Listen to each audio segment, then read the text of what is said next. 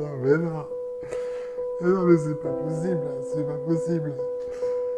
Bah quoi j'ai fait du cardio à jeun et j'ai fondu, j'ai plus rien, j'ai plus de muscles, j'ai plus rien.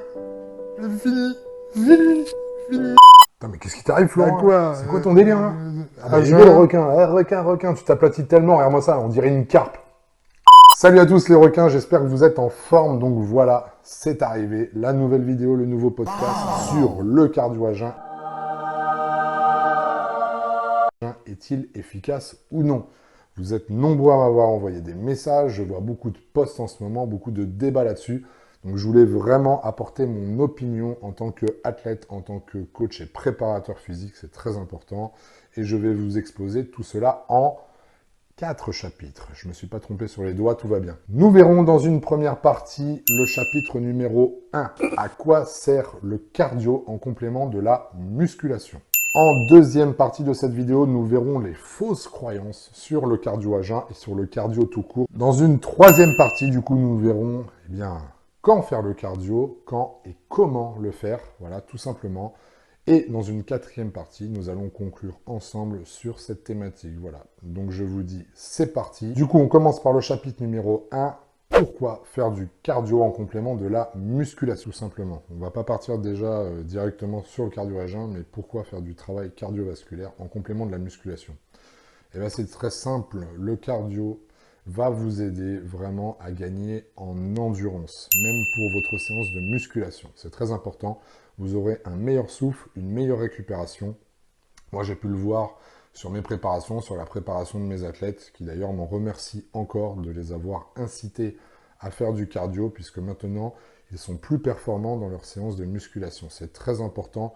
N'oubliez pas, on l'oublie souvent, l'oxygénation de votre muscle. Voilà, ça c'est le premier point. Le deuxième point super important, c'est que ça va réduire aussi le risque de maladies cardiovasculaires. Ce n'est pas un truc à prendre à la légère. Pourquoi? Puisque quand vous faites du culturisme ou n'importe quel objectif, même pour de la perte de poids et compagnie, le cœur est un muscle et donc vraiment il faut penser aussi à le travailler, c'est très important.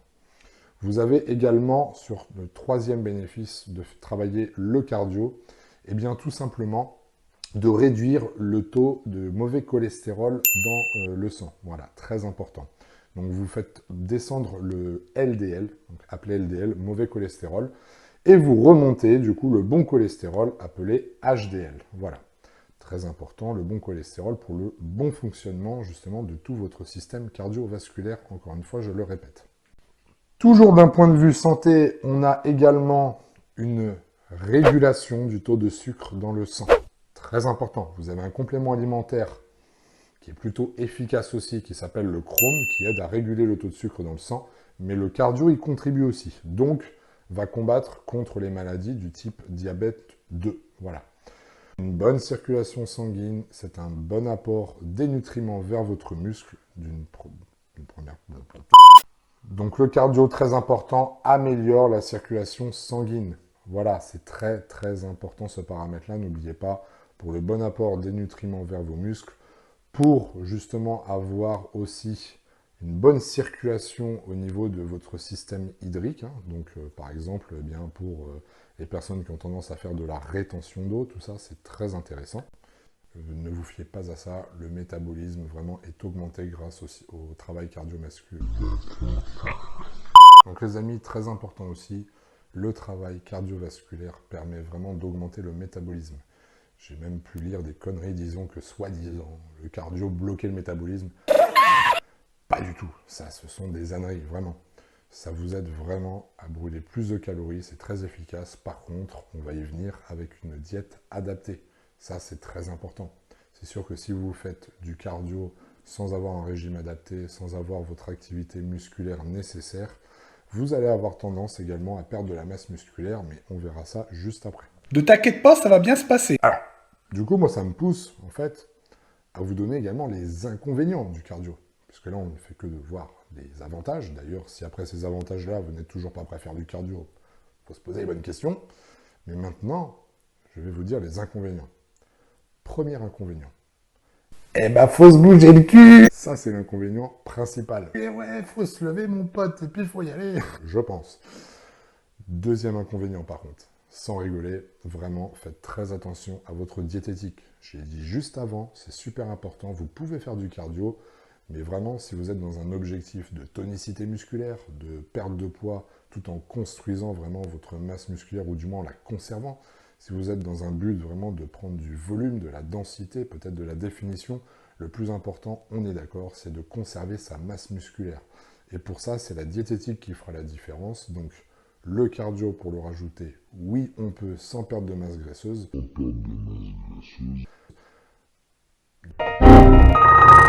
masse musculaire. Sans perte de masse musculaire. Mais par contre, il faut vraiment, vraiment faire très attention à son alimentation. Il faut avoir une diététique qui est adaptée, voilà, tout simplement. Alors du coup, les amis, ça nous amène au deuxième chapitre sur les fausses croyances. Alors, la fausse croyance, en fait, numéro ou non, c'est vraiment je vais faire du cardio, oh là là, je vais maigrir. Les fausses croyances sur le cardio, il y en a beaucoup, mais vraiment je vais citer les deux principales. Donc la première, vraiment celle qu'on entend le plus, c'est que le cardio fait perdre de la masse musculaire. Et encore plus le cardio à jeun. Alors déjà, ce qui est très intéressant, c'est qu'en général, les personnes maintenant qui postent ce genre de choses, que ce soit sur Instagram, sur des nouveaux influenceurs ou j'en sais rien, dans le fitness, la plupart du temps n'ont même pas expérimenté la chose eux-mêmes et se permettent de dire que oui, mais moi j'ai essayé une fois, j'ai perdu du muscle. Comment vous pouvez déterminer tout seul et visuellement que vous avez perdu du muscle, sachant que vous n'avez même pas fait une prépa en étant sec, écorché, afin de voir le muscle apparent? Je vais vous citer un exemple. Moi, je me réfère toujours par rapport au cardio à jeun, par rapport à ces choses-là, je me réfère toujours par rapport aux athlètes, d'accord? Quel que soit l'objectif, bikini, body, ce que vous voulez. Pourquoi? Parce que ce sont les seules personnes qui arrivent vraiment à un taux de masse grasse qui est aussi bas, puisqu'on fait des préparations pour ça justement. Donc là, ça me permet en fait de juger à l'œil vraiment, eh bien, s'il y a une perte de masse musculaire, s'il y a une perte de densité, vous voyez, s'il y a un peu de rétention d'eau qui arrive ou ce genre de choses. Et moi, je le vois visuellement avec les bilans. Donc je peux me permettre de juger si à un moment, la diète n'est pas assez adaptée, ou si par exemple le cardio que j'ai pu donner, par exemple à jeun, n'est pas adapté à cette personne-là, tout simplement. Mais comment voulez-vous vous rendre compte que vous perdez soi-disant de la masse musculaire si déjà vous n'en avez pas beaucoup et si en plus elle n'est pas apparente? On se base sur des études, on se base sur des balances avec des faux calculs qui sont internes à la balance et qui vous donnent un soi-disant pourcentage de masse graisseuse. Ça ne fonctionne pas, je vous le dis tout de suite. Donc on ne peut pas dire vraiment que le cardio à jeun fait perdre de la masse musculaire, qu'il ne faut pas le faire, ce n'est pas possible. Par contre, je rejoins ces études et ces personnes-là sur le fait de dire que le cardio à jeun ne brûle pas forcément beaucoup plus de calories. Voilà, le débat n'est pas là. Je n'ai cessé de le répéter, vraiment, je suis quelqu'un qui approuve à 200% le cardio à jeun et je vais vous expliquer tout de suite pourquoi. Dites-vous qu'on parle vraiment en fait du cardio en complément de la musculation. Et il faut savoir justement, ça c'est véridique, on peut le voir d'ailleurs hein, avec le confinement, vraiment je l'ai vu sur mes élèves, on peut voir vraiment que la musculation c'est un entraînement qui puise beaucoup d'énergie, qui brûle beaucoup de calories. Et ça je suis totalement d'accord avec toutes les études du monde, avec ce que peuvent dire les gens. Par contre justement, ce qui est intéressant avec l'activité de la musculation, c'est que vous avez tendance, même après l'entraînement, à brûler encore des cellules graisseuses pendant plusieurs heures. C'est un processus qui n'est pas juste efficace sur le temps de l'entraînement, mais plusieurs heures encore après votre entraînement. Par contre, voilà, la durée, elle est quand même limitée dans le temps, bien évidemment. Pourquoi j'aime beaucoup placer le cardio à jeun à mes élèves? Eh bien, c'est tout simple. C'est pour pouvoir, en fait, dissocier le cardio avec la muscu. Et comme ça, vous avez vraiment un métabolisme qui est augmenté au maximum. Vous allez brûler beaucoup plus de cellules graisseuses puisque ça va être en continu si on sépare les deux activités plutôt que de les mettre ensemble, par exemple.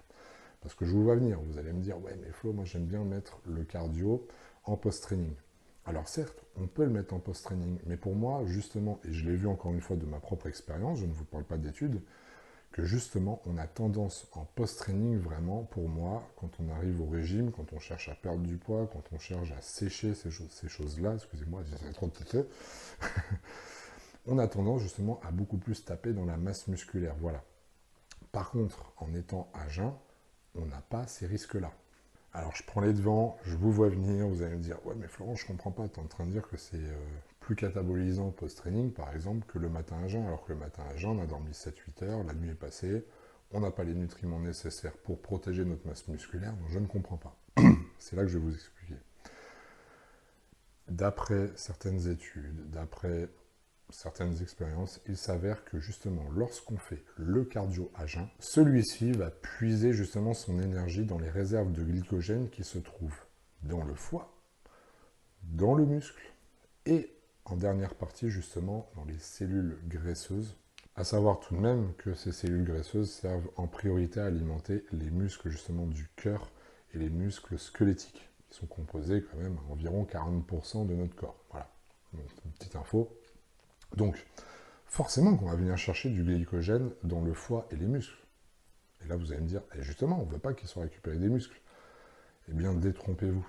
Pensez-vous vraiment que vous allez justement utiliser la totalité de votre glycogène au point de venir cataboliser votre masse musculaire? N'oubliez pas que même si vous avez mangé 7-8 heures auparavant, vous avez mangé toute une journée, vous avez accumulé des calories, donc ne vous inquiétez pas là-dessus. Là, je précise que vraiment, je suis en train de prôner le cardio à jeun, surtout dans une phase où nous ne sommes pas encore en sèche extrême. Attention à ce que je dis aussi, très important. Pourquoi j'explique cela?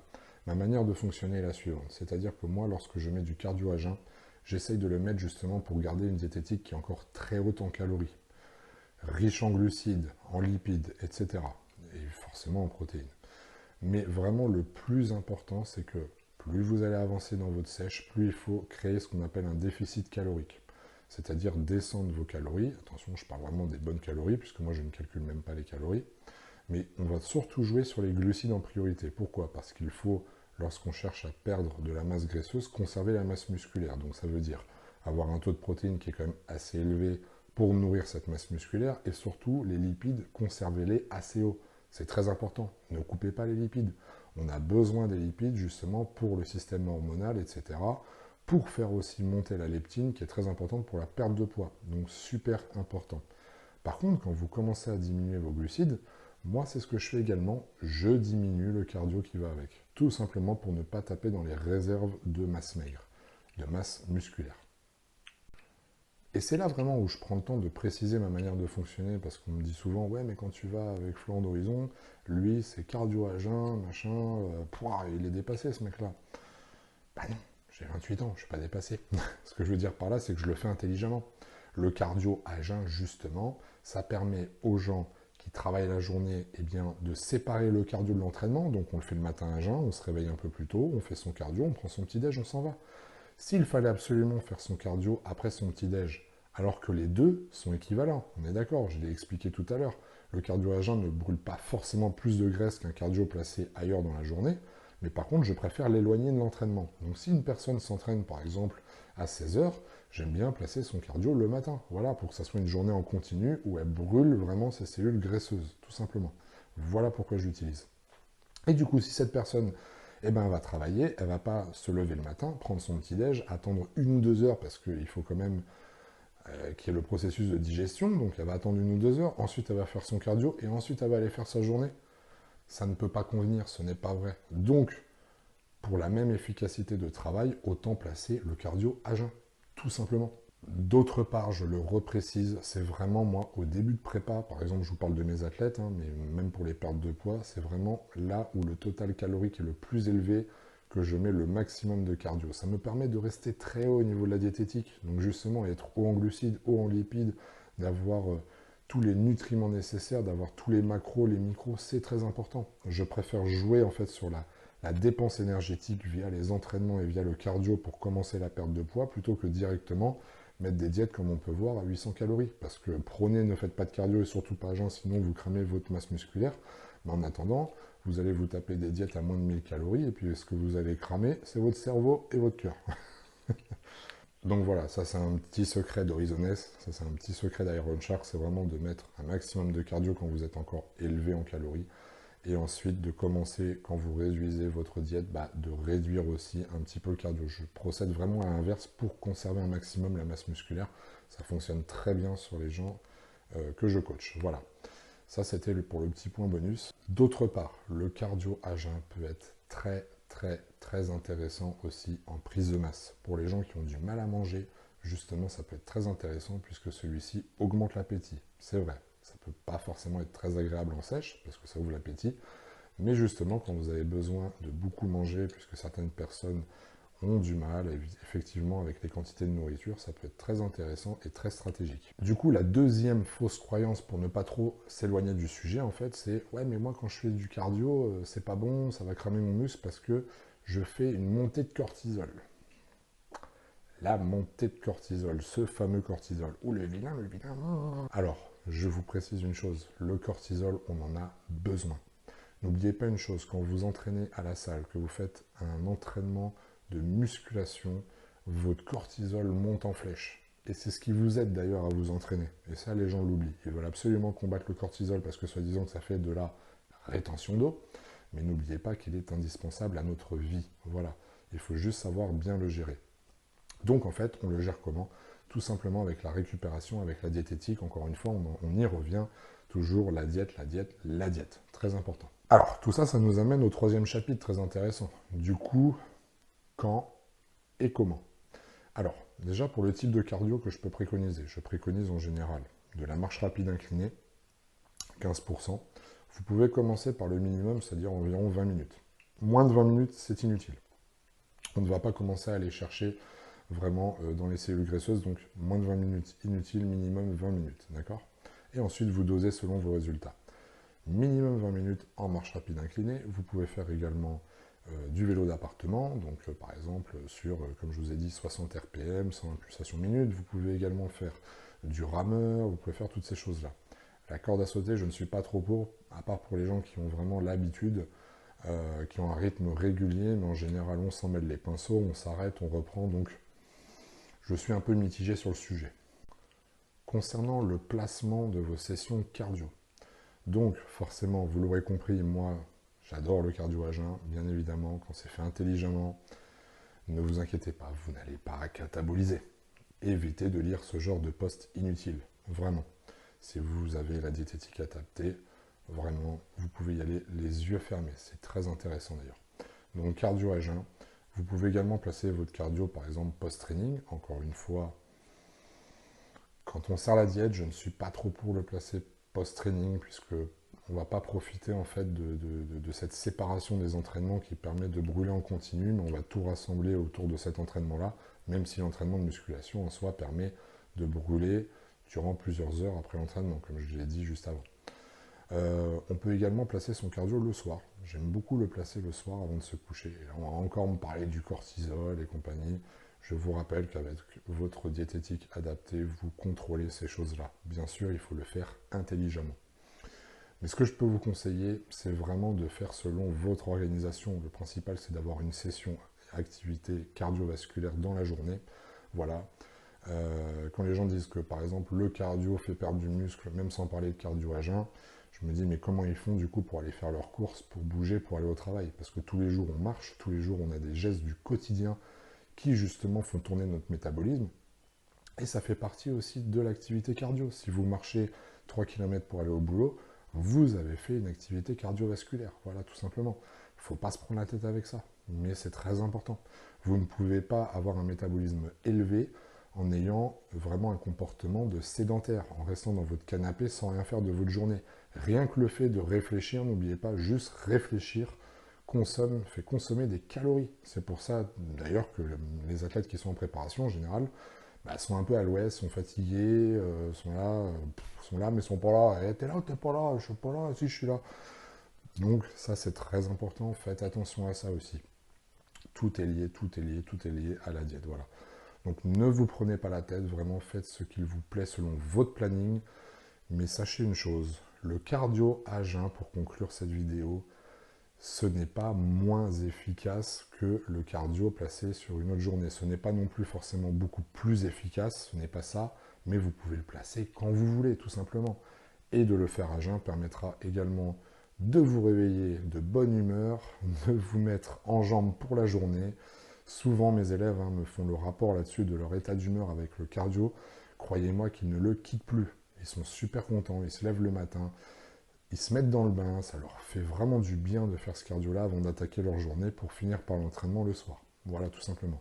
Et si vous n'avez pas le temps, eh bien vous placez votre cardio post-training ou le soir en faisant très attention à votre diététique, bien évidemment. Et puis alors, si vous avez la journée complète, eh bien, écoutez, placez-le quand vous voulez. Par contre, point très important, ne faites jamais votre cardio avant une séance. Qu'on soit bien d'accord là-dessus. Ça, c'est très important. Si vous voulez le faire, c'est après la séance, mais jamais, jamais avant. Voilà, donc ça sera les petits conseils du jour. Dites-moi surtout si vous avez aimé cette vidéo, j'en ferai d'autres, j'aborderai d'autres thèmes. Je vous remercie vraiment d'avoir pris du temps pour m'écouter. Je vous fais la bise à tous. Et puis encore, je vous dis à bientôt et vive les requins. Ciao.